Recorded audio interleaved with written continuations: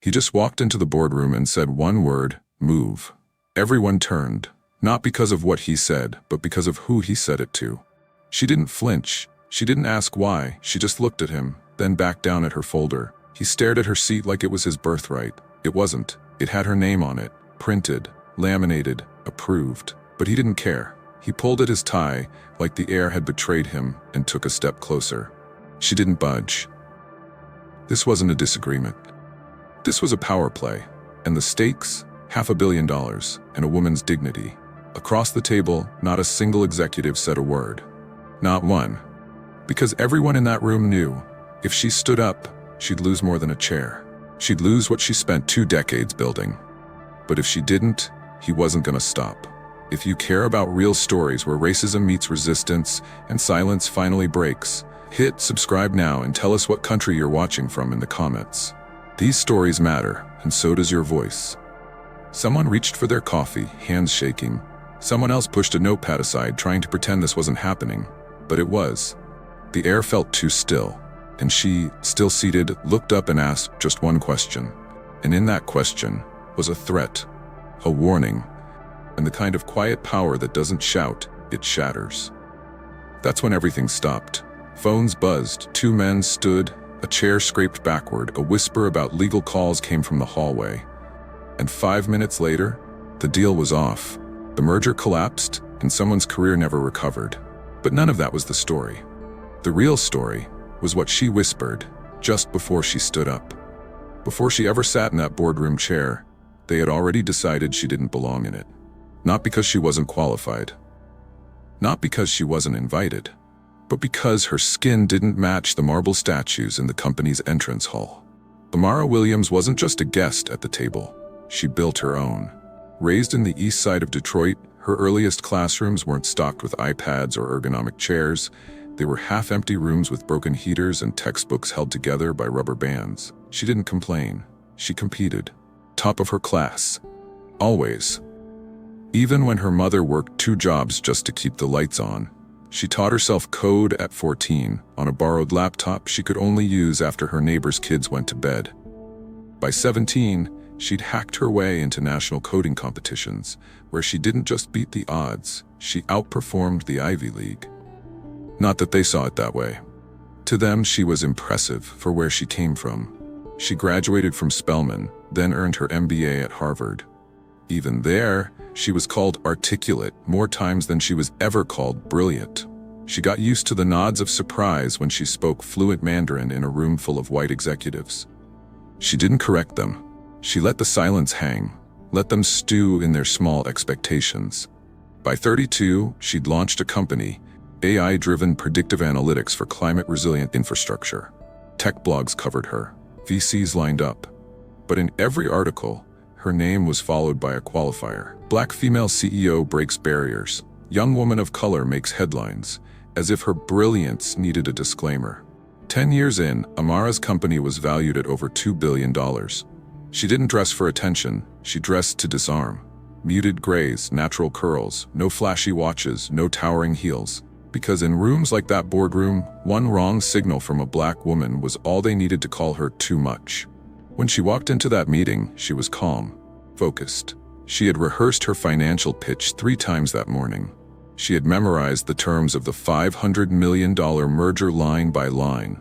But no amount of preparation could shield her from what that white man said when he saw her in that chair was.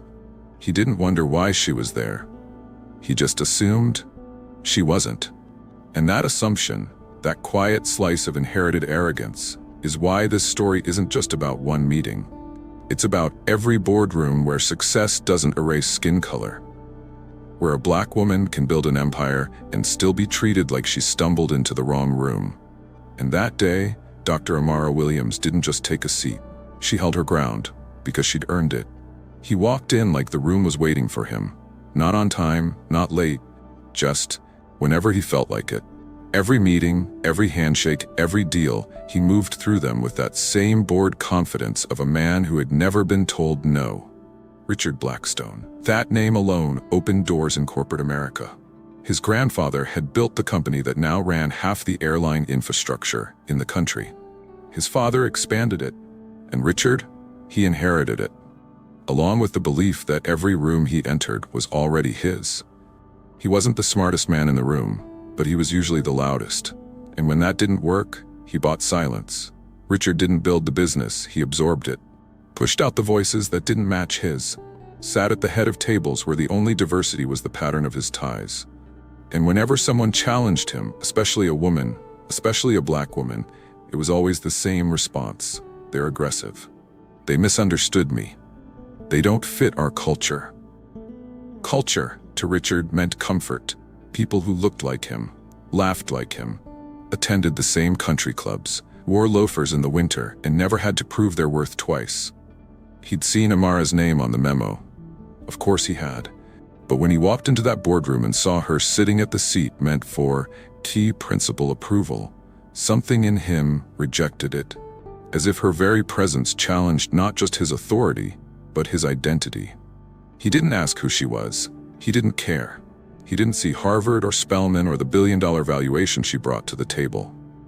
He saw skin, and in his mind that was enough to make her invisible or disposable. That's why his voice rang out with such casual cruelty. Move. Not, excuse me, not, is this your seat? Just one word. Like she was in the wrong pew at his grandfather's church. This wasn't Richard's first time doing this. The assistants knew. HR knew. There'd been complaints, quiet ones, always brushed aside. Don't make waves. He didn't mean it that way. It's just Richard being Richard. Except this time, it wasn't an intern. It wasn't someone who needed the job badly enough to stay quiet. It was a woman who had outgrown silence, and her refusal to stand up, just that, felt like defiance to a man who'd never been told to sit down. The room knew it too. They'd seen him throw tantrums over seating charts, catering menus, even Wi-Fi passwords. But this was different. Because he wasn't just fighting for a chair. He was fighting to protect a world where people like him never had to share space with people like her. And when he realized she wasn't going to move, that's when the rage cracked through his smile. That's when he forgot the cameras. That's when the room began to shift. The second hand hadn't even completed a full rotation when the room cracked open. Not with fists, not with shouting, but with something far more dangerous in corporate America, a black woman who refused to flinch. She stayed seated. Richard's fingers twitched near his belt as if the very sight of her remaining in that chair was an insult too large for words. He leaned forward, voice low but sharp. I'm not going to ask again. She folded her hands, no theatrics, no trembling, just silence. It echoed louder than any retort. Everyone saw it, his jaw tightening, lips thinning, the flash in his eyes that always came right before something ugly. The executive to his right glanced down, suddenly fascinated by a stapler. Another reached for their phone, pretending to scroll. No one was willing to stop him, and worse, no one was going to defend her. He took a step closer. You're in the wrong seat, he repeated, slower now, like he was teaching her something. She turned her head, finally, and met his eyes with the kind of stare that doesn't need backup. The kind that says, you may have walked into this room louder, but I came in with more power. I'm exactly where I'm supposed to be, she said, calm. Even, her voice cut through the tension like steel through velvet. But Richard wasn't used to being challenged, especially not by someone who looked like her. In his world, she was supposed to back down, apologize, move. The idea that she might have earned that seat, or worse, had more authority than him, that wasn't something his ego could process. You don't belong here, he muttered, not loud enough for the whole room, just loud enough to wound. She reached into her folder and pulled out a single sheet, slid it across the table. It was the approval memo. Her name, her title, her authority, official, documented, signed by the CEO himself. He didn't touch it, because truth wasn't the problem. Power was, and Amara Williams, black, brilliant, unbothered, was threatening the only thing Richard had ever relied on, his ability to walk into any room and be the most important man in it. He stepped back. A chair behind him caught his heel. The sudden scrape jolted the room like a fire alarm. Someone finally spoke. Should we call legal? No one answered. But Amara did something no one expected. She stood, not to give up the seat, but to walk around the table. Slowly, purposefully. She placed a USB drive on the projector console, clicked twice. And just like that, the screen came alive with numbers. Richard's division's losses, pending investigations, and undisclosed liabilities. Gasps, quiet murmurs. A board member shifting in his chair, another adjusting their collar. She looked at Richard again. "Still think I don't belong?" He didn't respond, because in that moment, he was the one who didn't. She didn't yell, she didn't cry, she didn't plead. She simply stood there in front of the glowing projector screen, numbers behind her, silence in front. In that moment, it became painfully clear to everyone in the room. Richard had walked in with entitlement. But Amara walked in with leverage. She pointed at the screen, not at the people, not at him, just the facts. "This is why I was brought here. This is why my voice matters in this room. And this," she said, clicking to the next slide, "is what your board doesn't know yet." The losses in his division weren't minor. Unaccounted vendor payouts, a stalled expansion project in Southeast Asia, stock options hidden under shell subsidiaries. And Amara hadn't just uncovered them. She'd connected the dots, traced them to his signature. One of the senior partners shifted in his chair. Another looked at the door, as if legal counsel might suddenly walk in and fix everything. Still, Amara didn't gloat. She didn't make a scene. She let the truth do the heavy lifting. "I didn't come here to expose anyone," she said, "but I won't be disrespected while saving a company from walking into a financial disaster." No one spoke. Even Richard had fallen quiet. His smirk had vanished. His eyes, usually scanning the room for allies, now darted to the floor. That's when Amara leaned in, her voice low, just enough for the front row to hear. "You called me out of place," she said, "but I've seen your numbers. I know who's really dragging this company down." Then louder to the room. And yet no one said a word when he demanded I move. It wasn't a question, it was a mirror, and they all saw themselves in it, the silence, the complicity, the cost. One of the partners finally cleared his throat.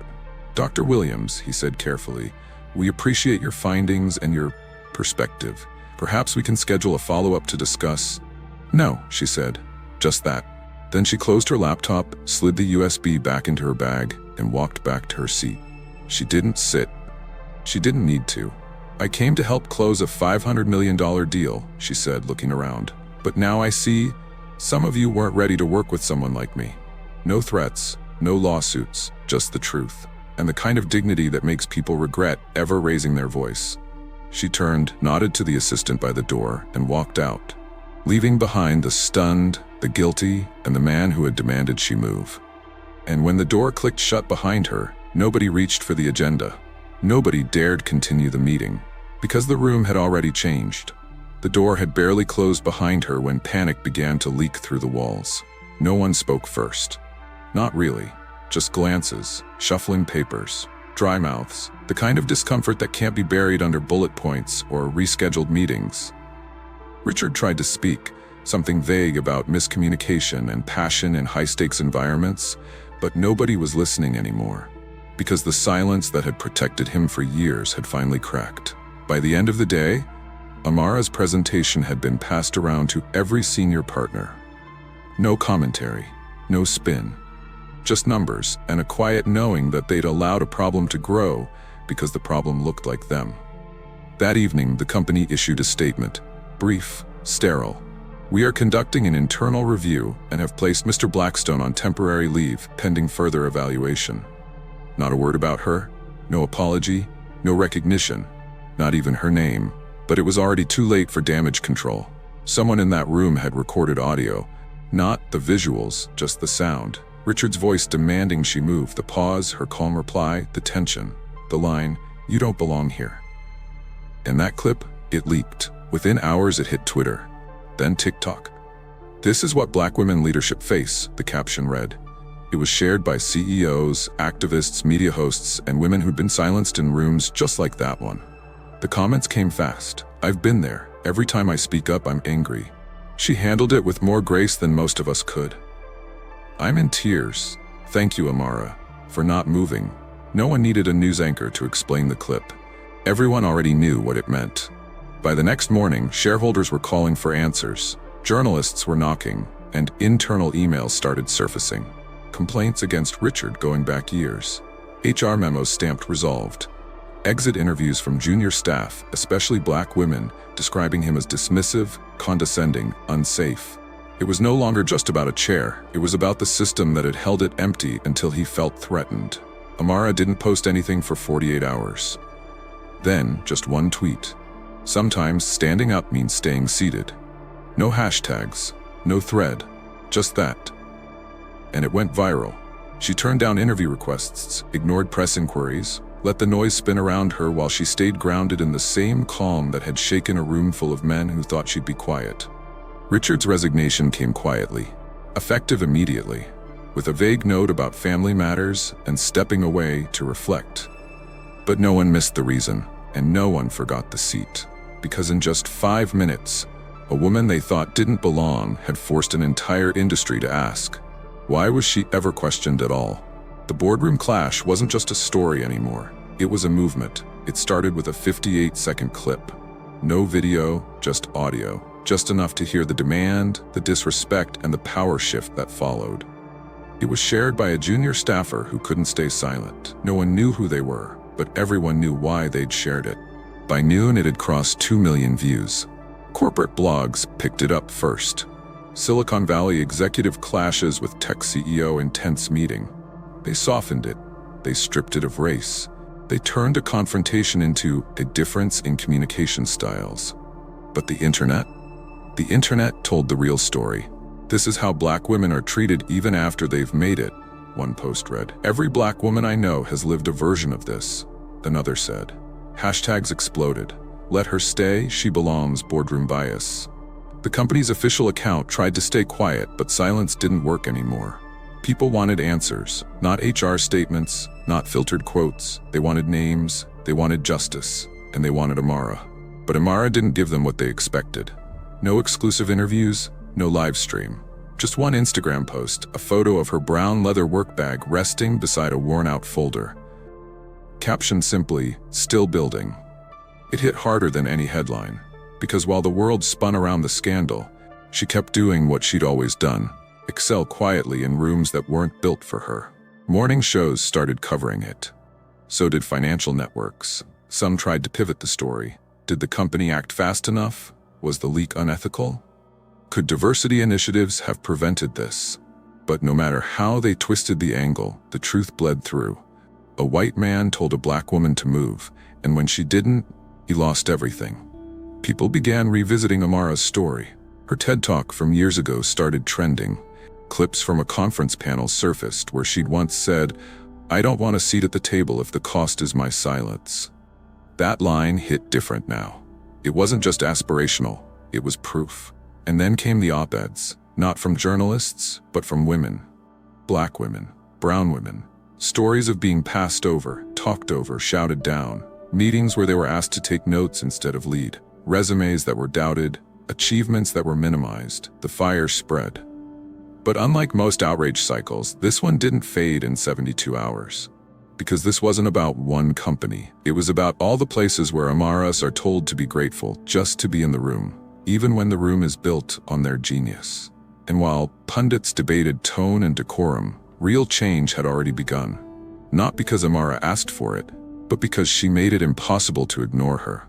The pressure didn't come all at once. It came by email, call by call, from investors, from employees, from the public.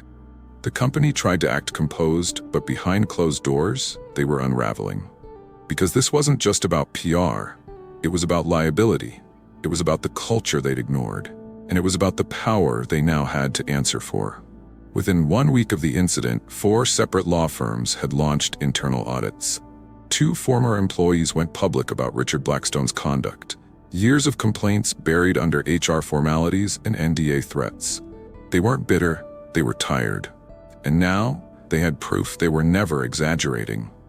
The board scrambled. Executives who had once laughed at Richard's jokes in the break room now distanced themselves. Diversity officers, previously sidelined, were suddenly brought into every meeting. But Amara?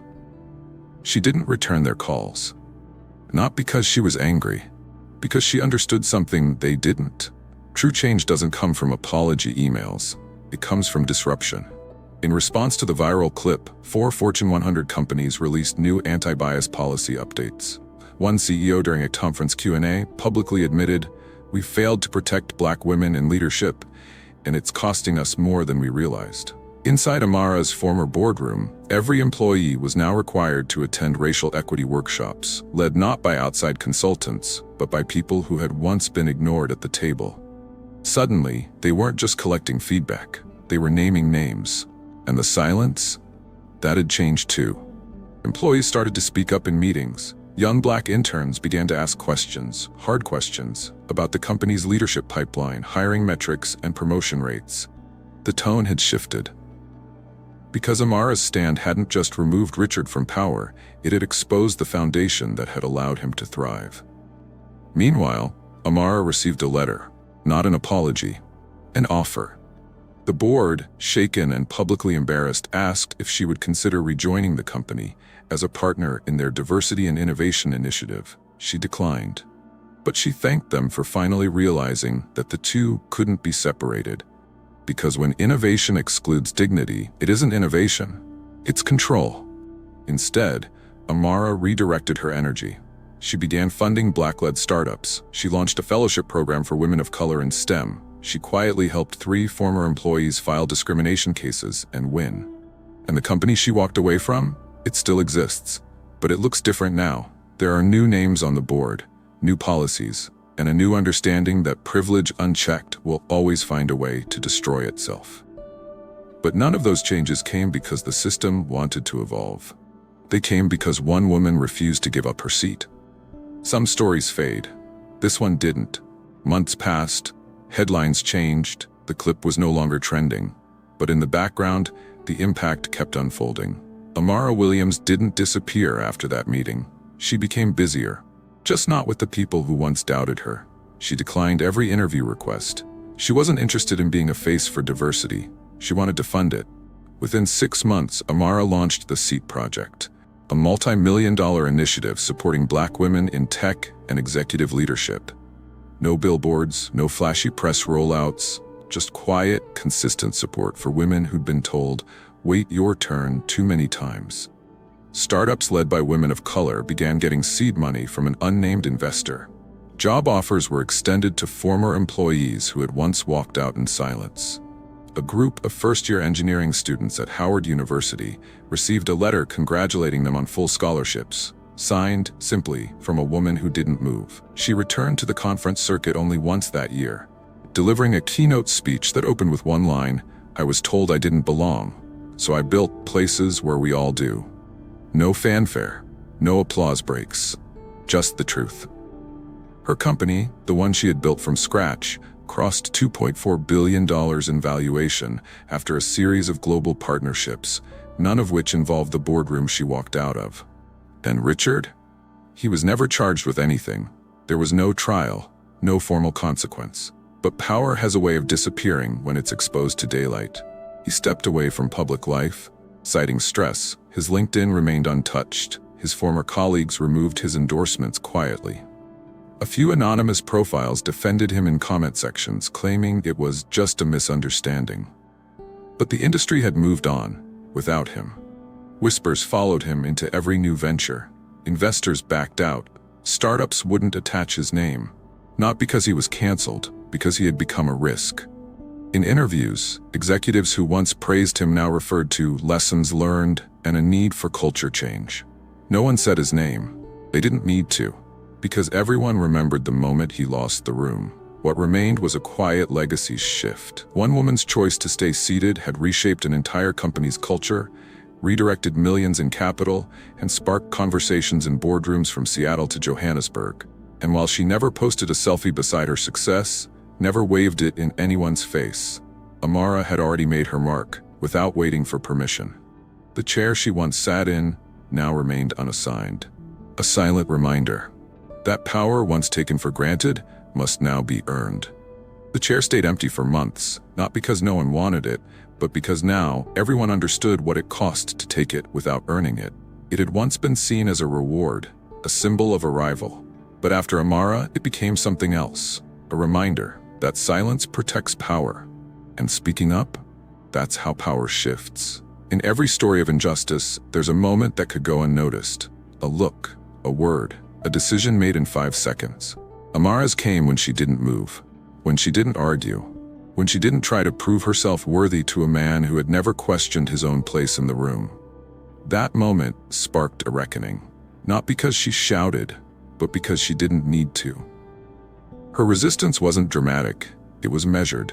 Her strength didn't come from raising her voice, it came from knowing her worth and refusing to trade it for comfort. Across the country, other women saw that, Black women especially, and they started speaking up, in interviews, in classrooms, in meetings where they were the only one who looked like them, because they saw what happened when someone stood still long enough to let the truth speak for itself. This story was never just about a boardroom, it was about the rooms we walk into every day. The subtle messages that say, don't cause trouble, be grateful, keep your head down. It was about how easily entitlement masks itself as authority, and how quickly dignity can make it crumble. But maybe, most of all, it was about legacy. Not the kind built on family names or founding charters, but the kind built one decision at a time. By people like Amara, by people who are told they don't belong and show up anyway. So if you've ever been talked over, sized up, asked to move, or told to wait your turn, know this: you don't need permission to take your seat, you just need the courage not to leave it. Now it's your turn. Drop your country in the comments and share if you've ever witnessed something like this. And if stories like this matter to you, hit that subscribe button, because this is Echoes of Hope. And we're just getting started.